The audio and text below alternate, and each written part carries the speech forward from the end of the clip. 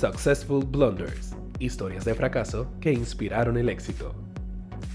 Puedes conocer más en successfulblunders.com. Con ustedes, Alberto Lugo.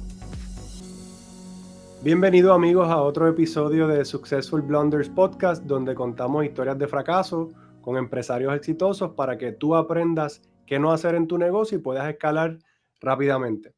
Queremos darle las gracias a todas las personas que nos siguen por las redes sociales, que nos escriben correo electrónico y nos dejan saber de distintos empresarios que podemos entrevistar, y también por todos los comentarios y preguntas que nos hacen a través de las redes sociales.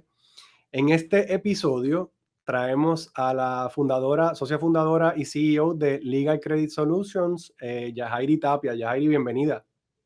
Saludos, Alberto, ¿cómo estás? Qué placer verte nuevamente, ¿no? Claro que sí, gracias por participar del podcast. Y como siempre yo le pregunto a los invitados, ¿quién es Yajairi Tapia y qué hace Legal Credit? Excelente. Bueno, básicamente yo soy una emprendedora feliz. Esa es la realidad. Con un propósito de vida, lo tengo bien claro. Yo te diría que desde los 18, 19 años estaba bien clara de hacia dónde iba. Más que todo en funcionamiento, ¿no? En alineamiento con el propósito. Esa es la realidad. Y ese propósito de vida lo estoy haciendo realidad a través de la carrera profesional de igual forma, ¿no? No es tan solo tener claro como visión hacia dónde quieres ir en tu carrera profesional, sino es también tener claro que tu carrera profesional sea parte de tu felicidad, ¿no? Que lo que hagas día a día y te levantes día a día para trabajar, ¿verdad?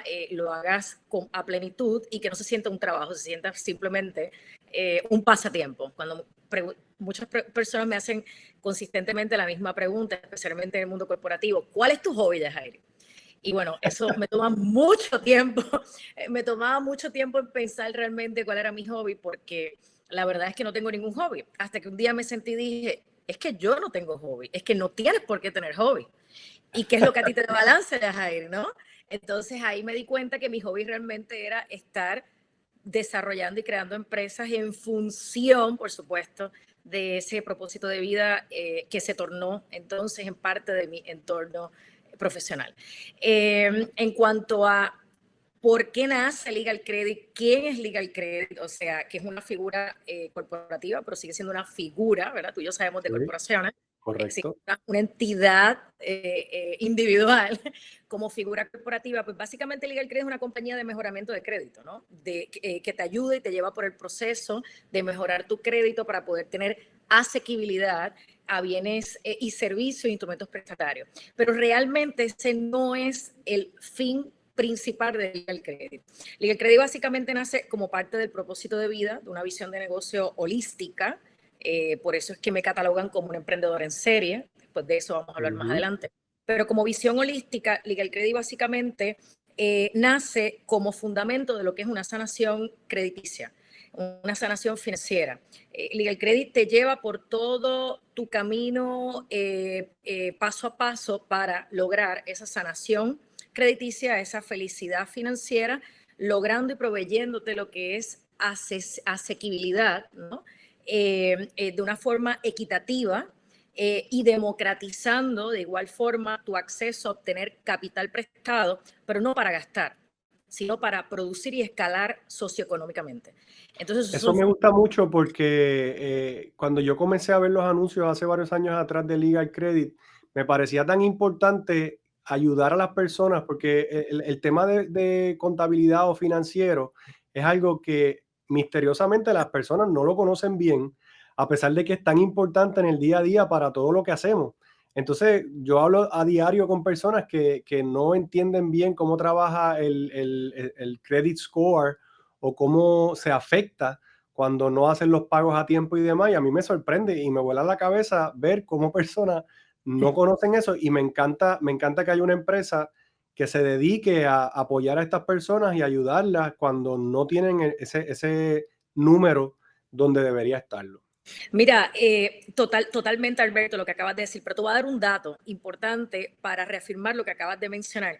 Equifax muy recientemente me envió una propuesta de negocio, estamos haciendo unos negocios pronto, y una de las cosas que dice la propuesta que me llamó muchísimo la atención es que 3 de cada 4 personas no tienen idea en este momento, según los últimos resultados del 2019, no tienen idea en este momento en dónde está parado su crédito. Es decir, cuál es su puntaje crediticio, cómo está el estado de salud de su crédito. Entonces, si 3 de cada 4 personas no tienen idea de cuál es el estado de su crédito, 2 cosas. 1, menos van a tener idea de cómo funciona, desafortunadamente, el puntaje crediticio. Y 3, más caro le va a costar en vida, en el día a día, el acceso a capital prestado. Y déjame decir una cosa, es que es increíble cómo esto afecta a personas de todos los niveles de estatus social, porque si tú no puedes accesar crédito, tú no puedes comprar un carro, no puedes comprar una casa, el interés es más alto, terminas pagando mucho más dinero por algo que pudiste haber pagado menos porque no tenías ese conocimiento. Totalmente. De hecho, lo que acabas de decir, ahora te voy a dar otra estadística. Según fuentes de lo que es DACO para Puerto Rico, pero en Estados Unidos, que es básicamente la FTC, el americano y puertorriqueño promedio, ¿verdad? Individuo promedio de territorio americano, / Puerto Rico, está pagando en este momento, en un periodo de tiempo de 10 años, 311% más en intereses. Pero no se da cuenta. Wow. O sea, es decir, le cuesta 311% más el costo de vida de capital prestado, que es igual al costo de vida, que es igual a empobrecerse, en un periodo de tiempo de 10 años. Eso es solo porque no conoce o desconoce cómo manejar su puntaje crediticio, mejorar, por supuesto, y balancear el crédito cuando sea necesario antes de hacer, ¿verdad?, proactivamente una compra de auto, por ejemplo, una compra de propiedad, o solicitar instrumentos prestatarios de alto nivel de costo. ¿Qué es un instrumento prestatario de alto nivel de costo? $10,000, por ejemplo. Y $10,000 es el promedio de deuda del individuo de clase media, media baja. O sea, quiero decir, del profesional, como tú y como yo. Claro. ¿Me expliqué? Entonces, cuando tú vienes a ver el resultado de toda esta estadística, es que, bueno, que estamos hablando de que cada día que pasa, se torna en una arena movediza, la calidad de vida financiera del individuo lo socava y entra a otros niveles personales, como por ejemplo emocionales, depresiones de pareja y efectos totalmente con la pareja, que de hecho 79% de las personas se divorcian. Eso no te lo digo yo, eso te lo dice el récord público. Mira, tú tienes todas tus estadísticas bien on point. Pero mira, yo quería tomar un poco más de tiempo para explicar lo que era Legal Credit, porque me parecía súper importante establecer qué hace la compañía antes de movernos al tema caliente, que es el tema por el que estamos aquí, que es el tema de fracaso. Y entonces, a mí siempre me gusta mucho el tema de este podcast porque podemos presentarle a las personas verdaderamente que en todo niveles y ámbitos de la vida ocurren situaciones donde los empresarios no todo el tiempo están éxito tras éxito tras éxito, sino que es una lucha constante por no fracasar. Y dentro de esos fracasos que suceden en la vida del empresario, pues suceden grandes cosas que te llevan a otro nivel. Entonces, en ese sentido, Yajairi, háblanos de una historia que tú consideres que fue un fracaso o un tropiezo de negocio que te hizo aprender mucho y que te ayudó a moverte adelante en tu carrera profesional. Mira, qué excelente pregunta y te felicito porque este punto central precisamente de los podcasts es el punto de fuego, es el punto de fricción en muchísimos escenarios y el punto que nadie habla. Pero exacto, por eso a mí me gusta hablarlo. Pero que es de máximo aprendizaje. Mira, si yo te cuento historia, eso es para un libro completo. He tenido y he cometido muchísimos errores. Pero, por ejemplo, 3 errores, 3 errores crasos que lo aprendí realmente en el mismo camino, pero son errores, 2 de ellos, ahora te los voy a comentar, que tú dices, bueno, ya estás metido en el mismo medio de la marea, ya no puedes virar hacia atrás, así que aguanta el empuje. ¿Entiendes? O sea, te diste cuenta a tiempo, pero no proactivamente, tienes que remediar. Y tienes los errores que te das cuenta después en el proceso por otro tipo ¿verdad? Claro, de experiencia. Pero es rol 1. Mira, inflación de negocio, ¿no? En el caso de nosotros, como tenemos un negocio muy particular, eso lo que significa es lo siguiente, Alberto. Tengo un mercado como un océano azul. Tengo pocos o ningunos competidores. Y la necesidad y el dolor, eso se le llama dolor, ¿verdad? El dolor sí, del individuo es craso, es inmediato, ¿no? Y está latente. Entonces, por esos factores, nosotros tenemos una capacidad de poder crecer exponencialmente de un mes a otro. ¿Tú te acuerdas el día que tú me visitaste a una oficina de 1.200 pies cuadrados y yo te dije, mira, Alberto, este es el croquis de la arquitectura para lo que va a ser las facilidades en las oficinas, que después se convirtieron en las oficinas centrales por 8 años, ¿te acuerdas, no? claro que sí, Y era muy pequeño y te la acuerdas. visión para mí era descabellada en aquel momento, porque yo decía: "Pero, ¿cuánto ella piensa crecer en tan poco tiempo?". Entonces, eso fue un día X, me acuerdo como hoy, eso fue un abril, un mayo, si mi memoria no me fallaba. Y luego, inmediatamente el mes próximo, ya yo estaba mudada a esas facilidades. Me tomó año y medio en crecer, para que entendamos en contexto lo que estoy hablando, en crecer de 12 personas a 76 personas. Wow, Un año. pero entonces dime una cosa, porque todo el mundo mata por tener un negocio así de exitoso, porque eso es lo que dicen, que consigas un dolor y trates de ayudar a las personas. Entonces, ¿cómo esto es un fracaso? Ahora Explícame. voy, ahora voy. A los 2 años, sí. A los 2 años terminamos con 224 personas. Y eso significa lo siguiente. Se llama inflación corporativa. Lo que yo le llamo inflación corporativa. Lo que estoy queriendo decir con esto es lo siguiente. Comenzamos a aparatosamente hacerle lo que yo le llamo tocar el botón del pánico, ¿verdad? Tocamos ese Ajá, botón del pánico, comenzamos a hacer crecer el negocio con mano de obra humana, sí, sin contar necesariamente proactivamente con la tecnología para poder hacerlo sostenible. Pero no era que no teníamos la visualización de la tecnología, por eso tú y yo nos sentamos y nos reunimos, ¿te acuerdas de eso? sí, Era claro. que, era que el negocio no tenía la sostenibilidad financiera para poder pagar una tecnología de $500,000 para poder hacer en un año lo que estábamos proyectando. Así que, ¿qué teníamos Claro. que hacer? Lluvia. Y en esa lluvia me tomé el riesgo, porque eso fue una realidad a conciencia, me tomo el riesgo, creemos que lo vamos a lograr, que logramos conseguir esa tecnología en un punto X que se había planificado y resulta ser que fallamos con la terminación y culminación de ese proyecto, que terminamos haciéndolo entre in-house y un third party. Okey. Moraleja de todo esto, bueno, que el negocio creció de tal forma que no era sosteniblemente escalable. Sí estaba generando los ingresos, sí estaba en su mejor momento, sí estaba en su pico, pero el costo del negocio fue Era muy alto. Seguía creciendo. creciendo y creciendo, creciendo Exactamente. exponencialmente Y no también. tenías tecnología para poder monetizar multiplicidad de oportunidades de ingreso. Porque nosotros tenemos, sí, una capacidad tenemos como organizaciones que tenemos una base de datos rica, que podemos Claro. añadirle valor con esa base de datos a nuestros clientes y a la misma vez monetizar por diferentes ramificaciones, diferentes revenue stream, ¿correcto? O sea, sí, que tú podías tal vez, si hubieses tenido tal vez un poco más de tiempo, que no tenía, es que era tan rápido, que en lugar de haber continuado creciendo exponencialmente en empleados, pudiste haber hecho cross-selling o venta cruzada de distintos productos y servicios para poder facturar más y poder tener un flujo de efectivo mayor. Mira, Alberto, eso es una excelente idea a nivel profitable. Eso para mí es una excelente idea desde la perspectiva de cash flow, por decirlo de alguna forma. Claro, Pero si tú me preguntas a mí, como nuestro propósito principal nunca fue, yo creo que eso es otro de los errores también, ¿ves? Que siguen apareciendo errores.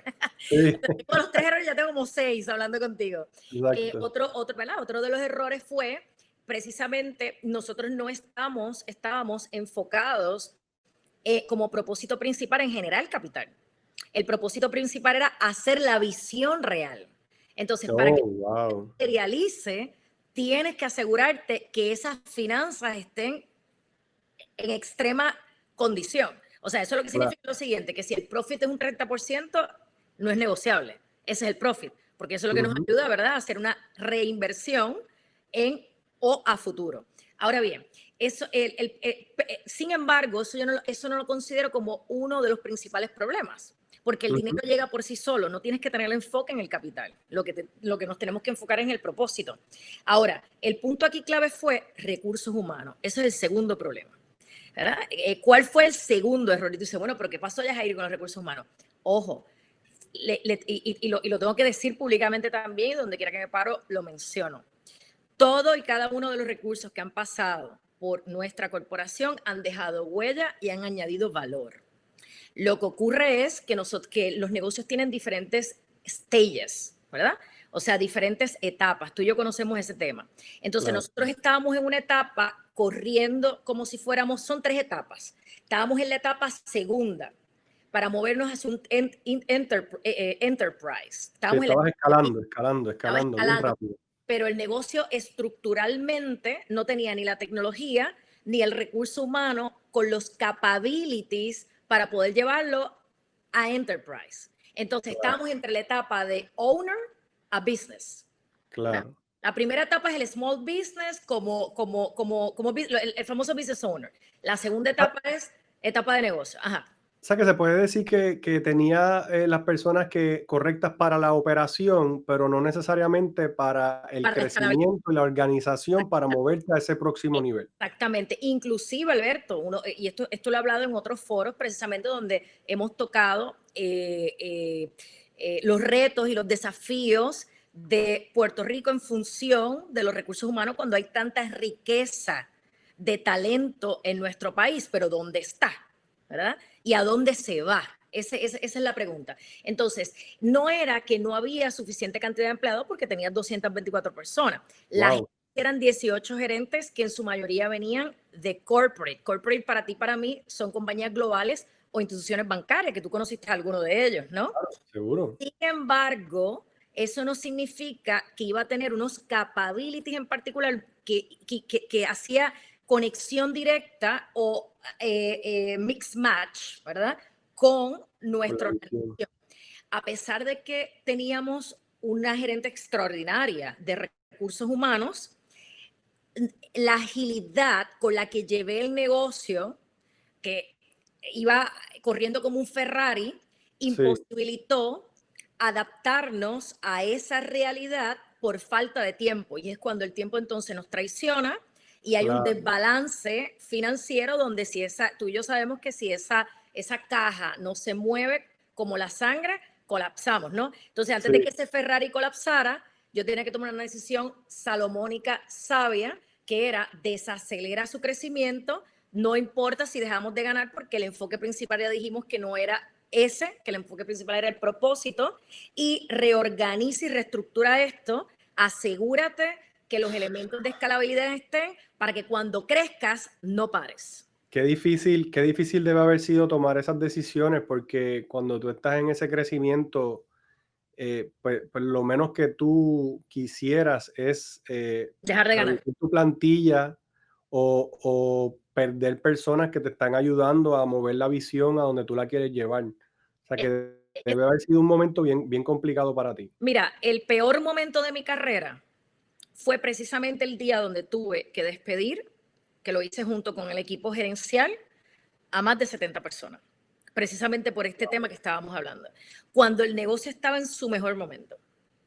Wow. ¿Y por qué es el peor momento de mi carrera? Porque fue un momento donde tuvimos que desatarnos, y lo reconozco, emocionalmente, de recursos que en promedio llevaban 3 años y medio con la organización, porque para colmo nuestro turnover era bajito.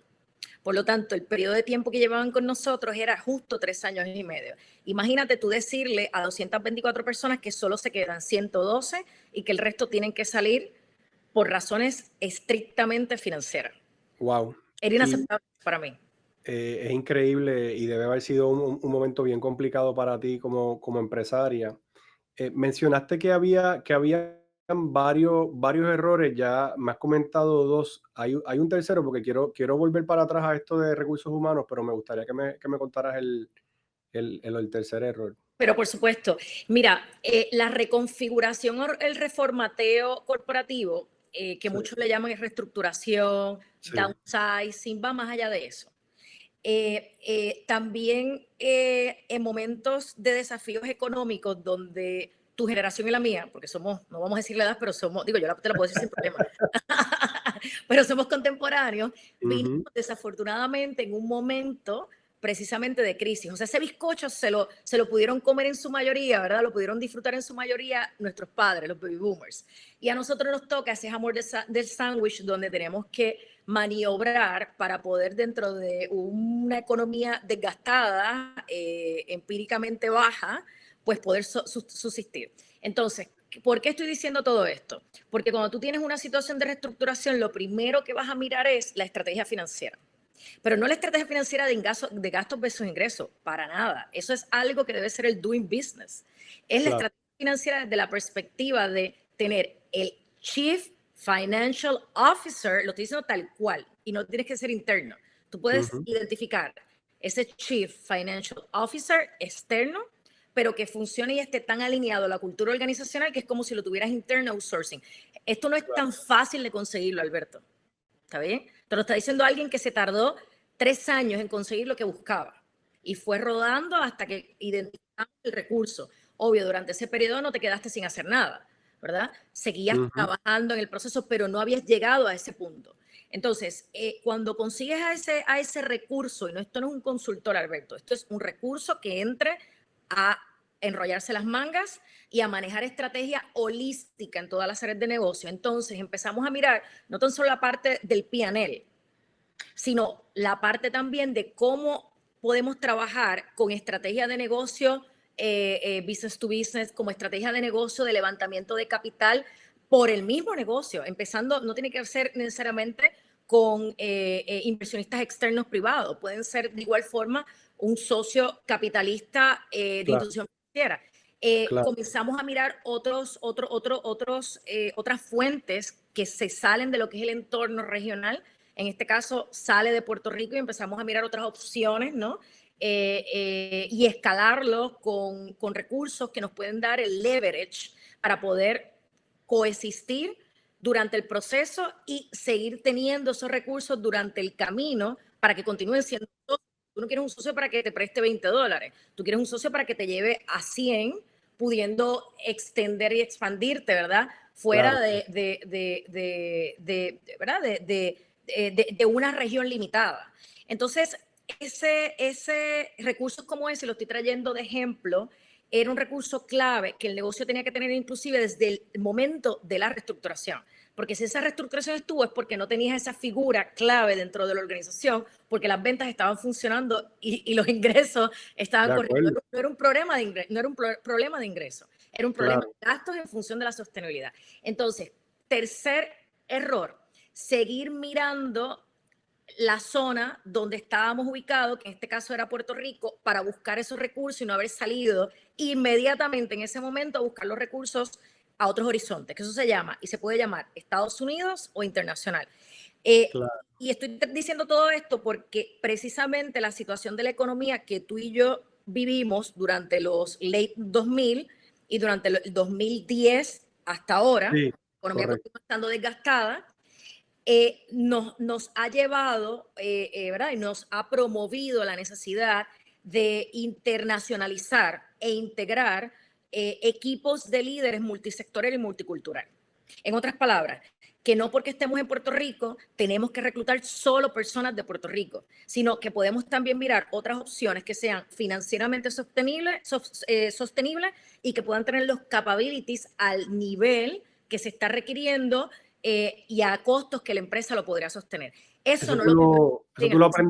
Eso tú lo aprendiste hace un tiempo, pero yo creo que con el tema del coronavirus, muchas personas, incluyéndome, han comenzado a buscar otras alternativas que antes para nosotros era bien importante que la persona estuviese cerca de la oficina o que viniera a trabajar a un lugar físicamente, y con esto de de la pandemia se han abierto todas las puertas y todo el mundo ha comenzado a considerar otras opciones. Sí. Entonces, creo que lo que estás diciendo es fundamental, no solamente para tu negocio, sino para cualquier negocio. Si no encuentras lo que estás buscando en tu área, tienes que salir a buscarlo porque de eso depende tu negocio. Sí, inmediatamente, Alberto, tan pronto la reestructuración se realizó en el 2013, lo primero que yo hice en el 2014 fue adquirir el apartamento de Miami, este que estás viendo, y ¿Sí? empezar a movilizarme físicamente a Miami. ¿Y por qué Miami? No escogí otra ciudad, en mi caso en particular. Dos elementos importantes para mí. Uno, que es el hub internacional. Así que si yo quería tener acceso Estoy a de acuerdo. capital humano, quería tener acceso a leverage, este es el hub. Y dos, estilo de vida. Aquí en le amarga un dulce, ¿no? Vivir en De Miami. acuerdo, de acuerdo. De acuerdo 100%. Y tres, Oye, bueno, salgo en los medios de comunicación acá del Nacional, así que tenía que viajar como quiera para acá. ¿Por qué no iba a buenísimo. estar en Miami? Buenísimo. Entonces, dime una cosa. Ya hemos mencionado varias de la aprendizajes, pero para recapitular, porque ya estamos acabando el episodio, ¿qué cosas tú aprendiste que puedes ponerlas en práctica en otros negocios o en el futuro de esta compañía? Wow, te puedo decir una lista grandísima, pero te voy a dar, te voy a dar por lo menos las 3 a 5 más importantes, ¿verdad? Sí, Número uno, aspectos operacionales. Empezamos por los recursos humanos. No tienes que tener capital para ser exitoso financieramente. Lo que tienes que tener son los recursos que tengan los capabilities o las capacidades exitosamente para que el negocio sea exitoso, porque el de dinero acuerdo. está y el dinero va a aparecer, ¿no? Eh, Ujú. Dos, enfócate un 30 a 50% en mercadeo y el resto en todas las divisiones operacionales. Entre un Wow. 30 a un Un 50% 30, un 50 en mercadeo. más Déjame ahora anotar, en déjame anotar. digital, mercadeo y tecnología, y el resto son todas las áreas operacionales. Obvio que es necesario, si tú me preguntas a mí, Alberto, ¿cuáles son las áreas? Para mí son todas sumamente importantes, pero ¿cuáles son las Claro. áreas de enfoque más importantes de la organización en el día a día y que debes mantener como una máquina corriendo y balanceándose? Uno, marketing. Dos, tecnología, o sea, que la tecnología vaya haciéndote crecer operacionalmente para que ese negocio sea escalable y sea sostenible. No por mi experiencia, es que ese era el futuro. Tú y yo Es lo que vivimos desde el si no hay mercadeo y ventas, no hay negocio. Tanta gente que 2000. no entiende eso muchas veces que tú escuchas los problemas y dices, pero es que tienes un problema de ventas, tienes que vender para poder tener un negocio. Y ahora la venta y ahora la tecnología juega un papel importante en venta, porque dice, antes la tecnología, hace 20 años, ¿te acuerdas, no? Ujú. Funcionaba para optimizar procesos y para optimizar costos, o sea, reducir costos y aumentar profit. Ahora la tecnología es parte de la industria de mercadeo. Entonces ya eso no te lo va a salvar nadie. Si quieres Claro. hacer un buen mercadeo, especialmente en digital, necesitas tecnología. De eso podemos hablar mañana. Y Y, tercero, ajá, y pensarías que como tercero podría ser, que me estoy aquí metiendo en tus enseñanzas, pero creo que una importante es la zapata del negocio. Si no tienes esa zapata y empiezas a crecer como a la manera que tú ibas, pues es mucho más difícil sostenerlo, ¿verdad? La claro, zapata me refiero a esa estructura corporativa que tuviste que acelerar tan y tan rápido que a lo mejor no tenías la zapata bien puesta con todos los roles dentro de la compañía que necesitaba. claro. Mira, Alberto, en los años 70 y 80, utilizando mi caso como ejemplo, no Sí, necesitabas máquinas. No necesitabas máquinas, ni en los 70 ni en los 80 y en los 60 menos, para crear imperios escalables. No necesitabas claro, máquinas, pero tenías los recursos humanos que ya por naturaleza y en teoría venían con las capacidades, empezando por valores, compromiso, engagement, bla, bla, bla, plus estaban educados por entorno social a trabajar sin una computadora y a ser ágiles. wow, Y los negocios escalaban. totalmente de ¿Verdad? acuerdo. Pero en tu época y la mía, generación X hacia abajo, no hay forma alguna que puedas hacer un negocio imperialista sostenible. Entonces, esa zapata, la pregunta es, ¿cuál es esa zapata? ¿De dónde sacamos la zapata? La zapata es un plan de negocio. La zapata es tener medio millón en el banco para invertir. La zapata es tener toda la estructura administrativa. No. La zapata es uno, tener la visión bien clara y dos, tener una estructura corporativa con todas sus áreas, con líderes definidos, capaces de poder lograr los objetivos aquí y ahora, no a futuro, no a 2 meses, 3 meses. Si usted, y este viene siendo la recomendación de este punto en particular, si en 30, 60 días un recurso sea gerencial o sea un recurso entry level, no te cumple con las métricas, no puede ser un recurso que esté dentro de tu organización. Nosotros teníamos una cultura en el pasado de no despido y es una cultura nefasta, es una cultura que corroe, ¿verdad? Claro. Entonces, es una cultura no saludable, no tan solo para una organización, para el empleado, porque no estamos haciendo que la gente sea más competitiva, que es uno de los roles de nosotros de management más importante. ¿Y cómo hacemos que la gente sea altamente competitiva? Moviéndolos hacia ese espacio, pidiéndole más y desarrollándolos en el proceso. Hay que desarrollar el personal y tiene que haber métricas para que todo el mundo continúe creciendo y apoyando la gestión.